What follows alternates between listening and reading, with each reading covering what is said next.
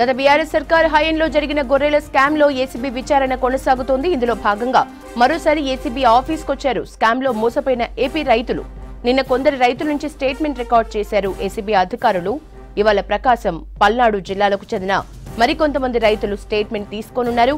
కాంట్రాక్టర్లు ఎలా మోసం చేశారు అనే దానిపై రైతుల నుంచి వివరాలు రాబడుతున్నారు. కాంట్రాక్టర్ మోయినుద్దీన్ తో పాటు మరో 10 మంది కాంట్రాక్టర్లు స్కామ్ లో ఉన్నట్లు ఏసీబీ గుర్తించింది.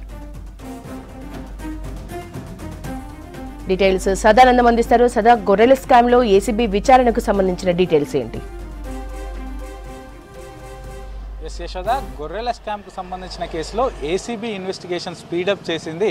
సో ఇప్పటికే మొత్తం 10 మందిని అరెస్ట్ చేయగా, ఇక మరోవైపు బాధితులు ఎవరైతే ఉన్నారో ఇటు ఏపీకి సంబంధించిన రైతులు ఎవరైతే తమ యూనిట్లను అంటే గొర్రెలను వీరికి తెలంగాణ రైతులకు అధికారులు అలాగే కాంట్రాక్టర్ల ద్వారా సప్లై చేశారో వాళ్ళకు సంబంధించిన స్టేట్మెంట్స్ కూడా ఇటు ఏసీబీ అధికారులు తీసుకుంటున్నారు. ఎందుకంటే వాళ్ళు మొత్తంగా ఎన్ని యూనిట్లు వీళ్ళకి సప్లై చేశారు, ఏ కాంట్రాక్టర్ ద్వారా వీళ్ళు సప్లై చేశారు అనే అంశాలపైన వాళ్ళ దగ్గర నుంచి ప్రస్తుతానికి డీటెయిల్స్ తీసుకుంటున్నారు. వాళ్ళ స్టేట్మెంట్స్ అన్ని కూడా రికార్డ్ చేస్తున్నారు. ఎందుకంటే ఇటు ఏసీబీకి సంబంధించి ఇటు గొర్రెల స్కామ్ వన్స్ కేసు నమోదైన తర్వాత వితిన్ 90 డేస్లో వీళ్ళు ఛార్జ్ షీట్ ఫైల్ చేయాల్సి ఉంటుంది. కాబట్టి ఆ ఛార్జ్ షీట్లో సాక్షులు అలాగే విక్టిమ్స్ వాళ్ళ స్టేట్మెంట్స్ కూడా ఎంటర్ చేస్తారు. సో దీనిలో భాగంగానే ప్రస్తుతం ఈ బాధితులు వీళ్ళందరి స్టేట్మెంట్లు రికార్డ్ చేస్తున్నారు. వీళ్ళందరికీ సంబంధించిన వీళ్ళు ఎన్ని యూనిట్లు వీళ్ళకు కాంట్రాక్టర్కి ఇచ్చారు, ఏ కాంట్రాక్టర్ ద్వారా వీళ్ళను గొర్రెలను సప్లై చేశారు, అలాగే ఎంతమంది సప్లై చేశారు అన్ని అంశాలంటే ప్రస్తుతానికి వీళ్ళ దగ్గర నుంచి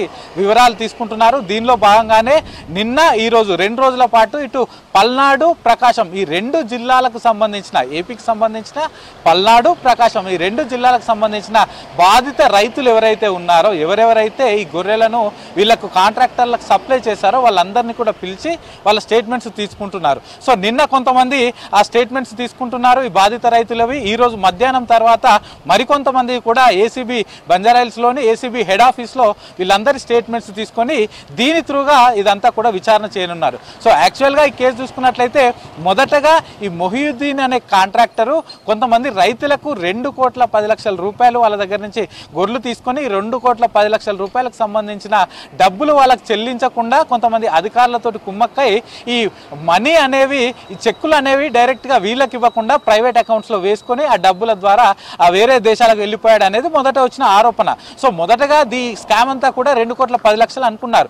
కానీ ఆ తర్వాత మొత్తం ఏసీబీ వన్స్ విచారణ చేసిన తర్వాత ఇది యాక్చువల్గా గచ్చిబౌలిలో కేసు నమోదైంది. ఆ తర్వాత ఇటు గవర్నమెంట్ దీన్ని ఏసీబీకి ట్రాన్స్ఫర్ చేసింది. సో ఏసీబీ అధికారులు ఈ కేసు నమోదు చేసుకొని విచారణ చేసిన తర్వాత ఏసీబీ అధికారులు గుర్తించింది ఏంటంటే ఇది ఒక చిన్న స్కామ్ కాదు, ఆల్మోస్ట్ 700 కోట్ల రూపాయలకు పైగా ఈ మొత్తం స్కామ్ జరిగింది.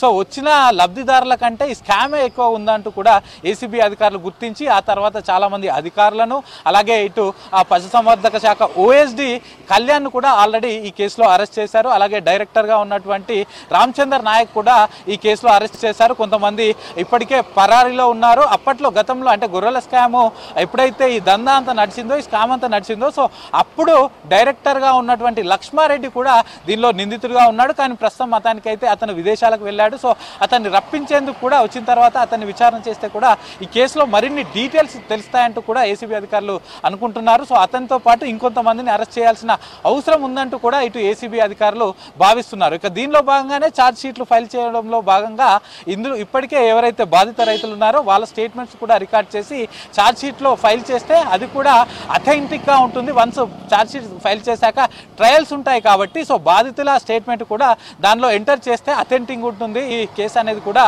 ఇటు ఏసీబీ అధికారులు భావిస్తున్నారు. ఇక మరోవైపు ఇదే కేసు పైన అటు 700 కోట్లకు పైగా స్కామ్ జరిగిందని ఏసీబీ అధికారులు చెప్తున్నారు. కాబట్టి ఇదే అంశం పైన అటు ఈడీ కూడా ఈసీఐఆర్ నమోదు చేసి వాళ్ళు కూడా సైమల్టేనియస్గా విచారణ చేస్తున్నారు. అసలు ఇంత పెద్ద మొత్తంలో మనీ ట్రాన్సాక్షన్ అంతా కూడా హవాలా రూపంలో జరుగుతుంది కాబట్టి 700 కోట్ల రూపాయల మనీ దానిపైన కూడా వాళ్ళు పిఎంఎల్ఏ యాక్ట్ ప్రకారం వాళ్ళకి ఈసీఆర్ నమోదు చేసి వాళ్ళు కూడా సైమల్టేనియస్ సీరియస్గా ఇన్వెస్టిగేషన్ చేస్తున్నారు. సో మొత్తానికైతే ఈ గొర్రెల స్కామ్ అంశం పైన ఇటు ఇప్పటికే చాలా మందిని అరెస్ట్ చేశారు. ఇంకా కొంతమంది అధికారుల పాత్ర ఉందని తెలిసిన తర్వాత వాళ్ళని కూడా అరెస్ట్ చేయడానికి ప్రయత్నిస్తున్నారు ఏసీబీ అధికారులు. మరోవైపు ఇటు బాధితులకు సంబంధించిన స్టేట్మెంట్స్ కూడా ప్రస్తుతానికి తీసుకుంటున్నారు. ఈరోజు ఆఫ్టర్నూన్ 2 o'clock తర్వాత పల్నాడు అలాగే ప్రకాశం జిల్లాలకు సంబంధించిన మరికొంతమంది రైతుల వాళ్ళ స్టేట్మెంట్స్ తీసుకుంటారు. సో ఇప్పటికే ఈ 2 జిల్లాల నుంచి మొత్తం 130 యూనిట్లు గొర్రెలను వీళ్ళకు కాంట్రాక్టర్లకు ఇచ్చినట్లు వీళ్ళు నిన్న ఇచ్చిన స్టేట్మెంట్లో చెప్పారు. సో ఈ రోజు వచ్చిన రైతులు ఏం చెప్తారు ఏందనేది కూడా వేచి చూడాలి యశోద.